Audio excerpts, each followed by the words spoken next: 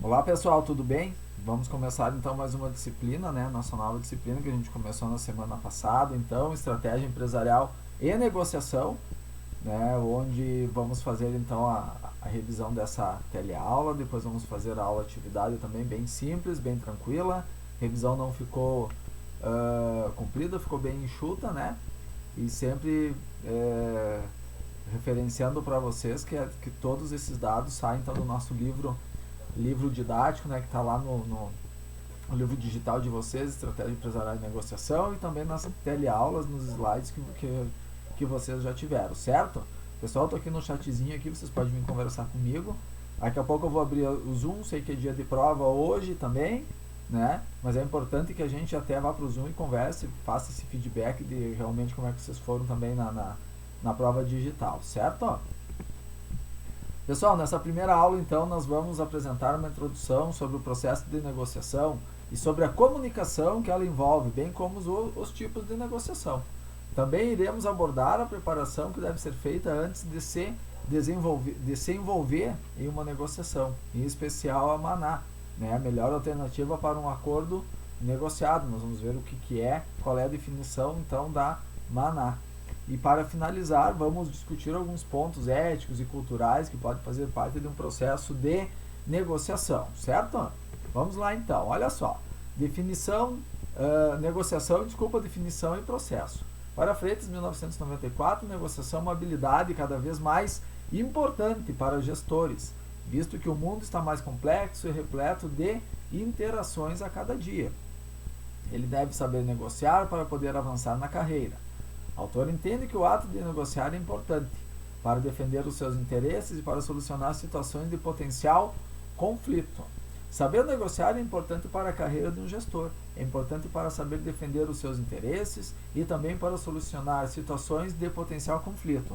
Administradores, nada mais é do que realmente a gente fazer negociações. Depois nós vamos ver o que são estratégias, onde foram criadas estratégias, né, para que a gente possa resolver esse tipo de conflitos que poderão existir não somente dentro das organizações, mas um conflito que a gente fala de negociações externas, né, com outras empresas, com outros consumidores, né?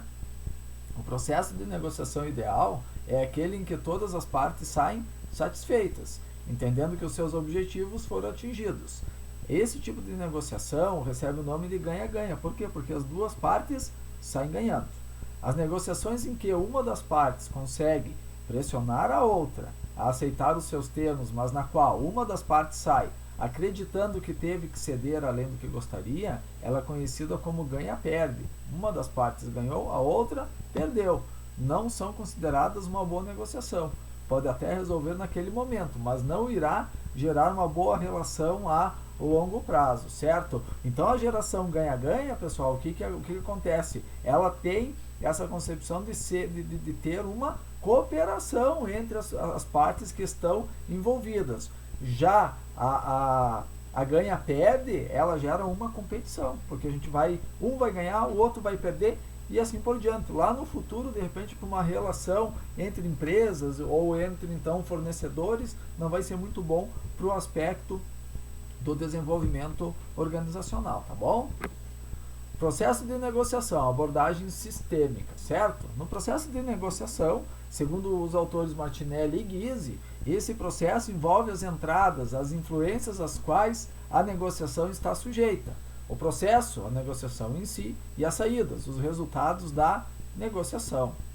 Importância da comunicação no processo de negociação, né? Falando de negociação, pessoal, a gente não pode deixar jamais de falar no aspecto da comunicação. E a comunicação está relacionada a todo o processo, no qual a informação é emitida por um participante e recebida por outro. Ela não se relaciona apenas à informação falada, mas a todas as mensagens trocadas por emissor e receptor ao longo do processo. Em negociações mais complexas, pode ser necessária, inclusive, a comunicação com vários interlocutores simultaneamente. Um bom negociador deve preocupar-se com a comunicação eficiente durante todo o processo de negociação. E a comunicação para ser realmente eficaz numa negociação, ela deve ser assertiva, certo? Essa é a importância da comunicação assertiva na negociação. Segundo Guirado, negociação é um processo de comunicação interativo estabelecido quando duas ou mais partes buscam um acordo durante uma transação para atender seus interesses. Olha só, nesta definição podemos identificar a importância da comunicação para que a negociação seja efetiva. É possível identificar também que essa comunicação pode envolver duas ou mais pessoas, como tem ocorrido cada vez mais em empresas, com múltiplas áreas e interessados, envolvidos em um único processo de negociação, certo? O clássico processo de comunicação foi definido por Shannon em 1948. O modelo ele passou por pequenos aprimoramentos ao longo do tempo. E uma versão adaptada pode ser observada aí na tela de vocês que eu coloquei. Olha só, o processo de comunicação ele vai partir sempre da questão de um emissor que vai transmitir a mensagem que vai chegar ao receptor, certo? Dentro dessa mensagem, nós temos bem no meio ali da nossa figura ali, a questão do ruído. A mensagem ela deve ser passada a mais limpa possível, para que ela não tenha ruídos no final desagradáveis, né? E depois a gente, claro que pode fazer um feedback, uma retroalimentação ou uma resposta, como queira chamar, para a gente ver se realmente esse processo de comunicação ele foi eficiente e eficaz, certo? O processo de comunicação, então, ele tem início com o emissor, ou seja, alguma pessoa que decide emitir uma mensagem verbal ou não verbal, que será transmitida a outra. O emissor tem um significado que pretende que seja entendido pelo receptor, mas consegue transferir apenas por mensagem. A mensagem em si deve ser cuidadosamente elaborada. É preciso identificar o meio pelo qual a mensagem será transmitida. Outro ponto importante, a mensagem deve ser transmitida por um canal de comunicação realmente seguro, que não haja cortes, né, e que seja a mais limpa possível, certo? Comunicação assertiva na negociação. Olha só, a comunicação é importante para que a negociação seja efetiva, certo? O processo de comunicação ele só é completo quando envolve emissor, mensagem e receptor. Novamente, vamos reforçar bem isso. Ele também está sujeito a ruídos que podem interferir. Tudo aquilo que eu falei anteriormente, certo? Até peguei uma gravura aqui e ilustrei a tela de vocês com elementos de comunicação, onde nós temos de um lado, então, o emissor, do outro o receptor, e deu um ruído danado ali na mensagem, certo? Onde um falou daqui, mandou um recado para ele, você vai ser promovido. E a pessoa aí com um ruído danado que já na mensagem escutou, meu Deus, eu vou ser demitido. É muito parecido, mas essas mensagens elas têm que ser o mais claras possíveis dentro de um processo de negociação, para que depois a gente monte também a questão das nossas estratégias, ó, na aula 3, na aula 4, onde a gente vai conversar com vocês também, certo? Atenção, ó, muito importante esse aqui, ó, pessoal, ó. Negociação, embora seja praticada de maneira intuitiva por todas as pessoas, em quase todos os momentos, é uma ciência que foi estudada por diversos autores e que o gestor deve se preparar para desenvolver essa habilidade, que poderá auxiliá-lo em todas as suas atividades. Negociar é uma habilidade importante para todo o gestor. Por isso, muito tem sido pesquisado e publicado nos últimos anos a respeito.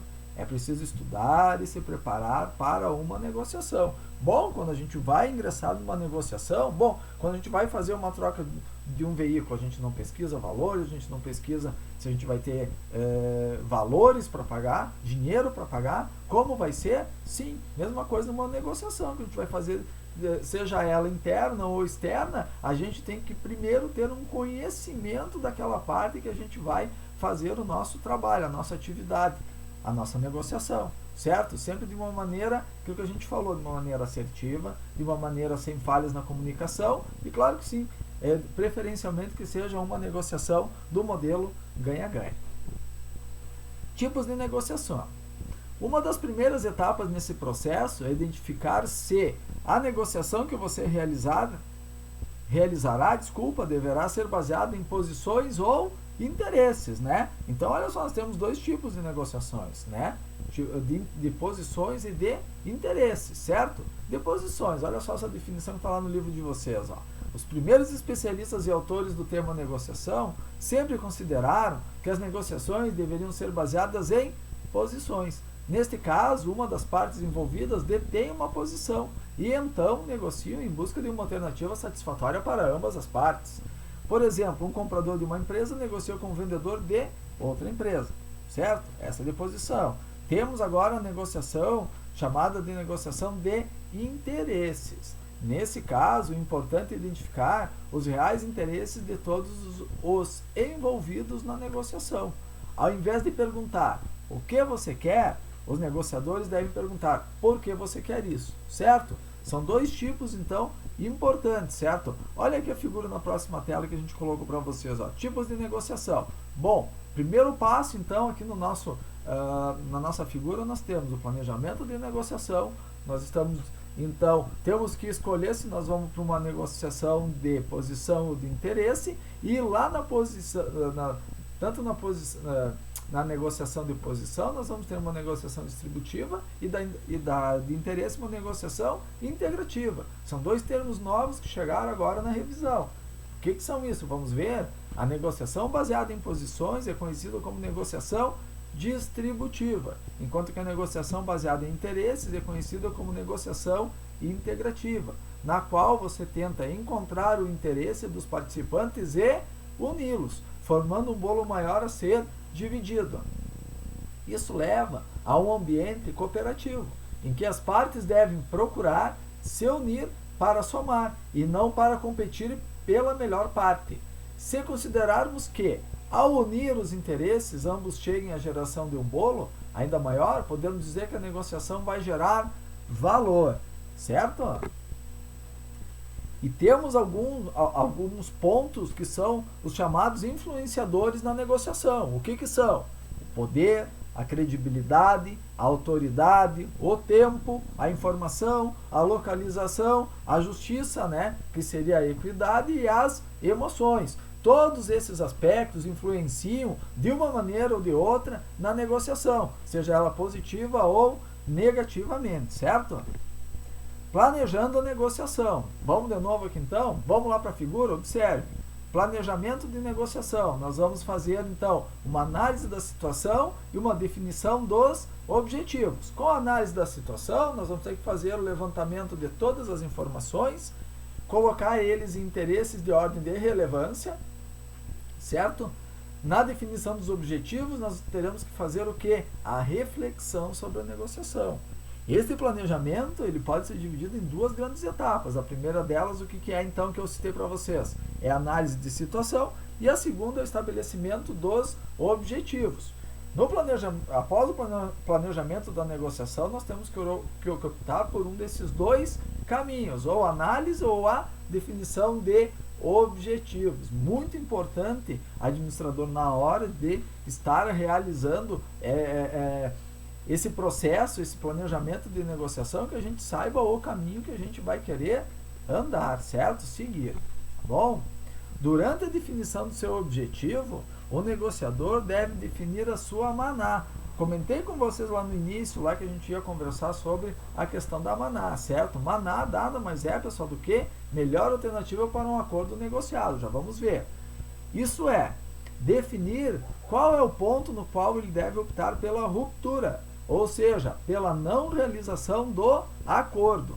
Definir este ponto mínimo não tem como objetivo que o negociador se retire facilmente da negociação, mas sim que ele tenha a segurança de que conhece qual é a situação mínima aceitável para ele e que com isso consiga trabalhar mais tranquilo, de acordo para obter condições melhores.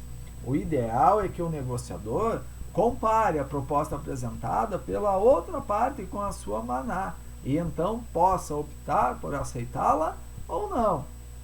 Definiçãozinha aqui objetiva de maná, pessoal, olha a flechinha azul ali indicando maná, melhor alternativa para um acordo negociado. O negociador, ele deve então refletir e identificar qual é a melhor alternativa para que ele possa, para que ele possui, caso a negociação de que participa não seja concluída. Então ele deve pensar em todas as possibilidades de ação, aumentar o poder do negociador, né? E até utilizar a questão da árvore de decisão, muito utilizada hoje nas tomadas de decisões, certo? O que é essa árvore de decisão? Vamos ver as árvores de decisão, então, até botei uma árvorezinha ali para vocês, né? Como o desenvolvimento da maná, especialmente a escolha da melhor entre as alternativas possíveis pode ser complicada, alguns autores sugerem a utilização da técnica da árvore de decisão, que é muito comum para analisar opções em um processo de tomada de decisão. Essa técnica permite que as alternativas sejam visualizadas de maneira gráfica, como um ramo de uma árvore, por isso que é chamada árvore de decisão. É possível analisar quantitativamente eventos que têm probabilidade de ocorrer. O primeiro passo dessa técnica da árvore de decisão consiste em desenhar uma árvore com todas as opções possíveis. Em seguida, definem-se os resultados que podem ser obtidos com cada decisão e, na sequência, as probabilidades de cada opção ocorrer. Ao final, é feito um cálculo para definir o valor esperado de cada decisão. Isso pode ajudar a definir e decidir a sua maná, né? A árvore de decisão tem esse papel fundamental, então, durante o planejamento da tomada de decisão, certo? Importante, olha só, todo negociador experiente desenvolve a sua maná antes de entrar em uma negociação. Ele precisa saber qual é a sua melhor possibilidade caso a negociação não ocorra e o que lhe dá segurança para não aceitar qualquer proposta. Passando então, pessoal, dessas técnicas de negociações, a gente chega então para algumas questões chamadas questões éticas e culturais de negociações, que também existem, né? A gente já viu muito essas questões culturais e de clima organizacional. Agora a gente vai falar das questões éticas e culturais também em negociações, certo? É importante analisar que as diferentes culturas existem não apenas entre países, mas estão presentes também entre membros da mesma nação. Por exemplo, em uma situação em que índios brasileiros ocupem uma estrada para reivindicar seus direitos, o negociador irá respeitar os costumes indígenas, sob risco de inflamar ainda mais a situação.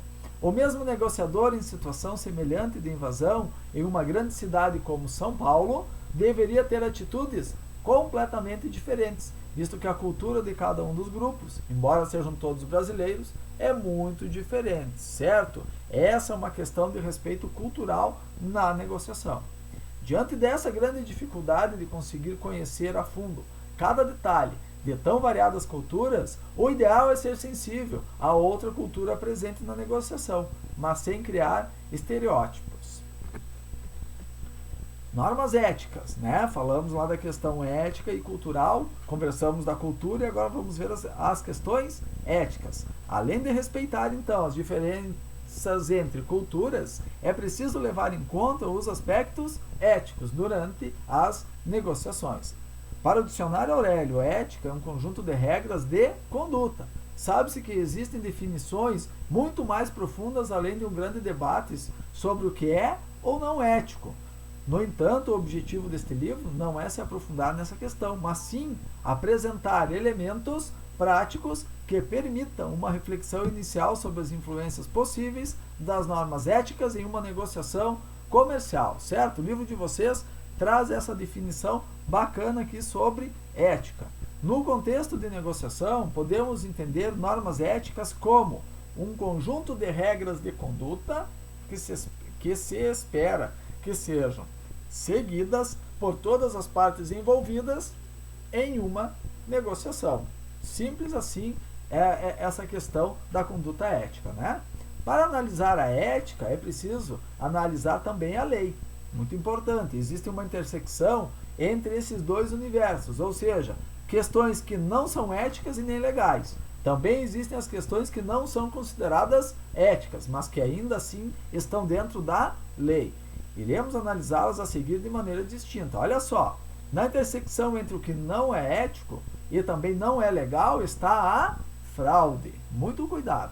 Para definir de uma maneira simplista, pode-se considerar como fraude a apresentação de informações falsas ou a atuação de má fé, de maneira deliberada, com o intuito de enganar o outro lado envolvido em uma negociação.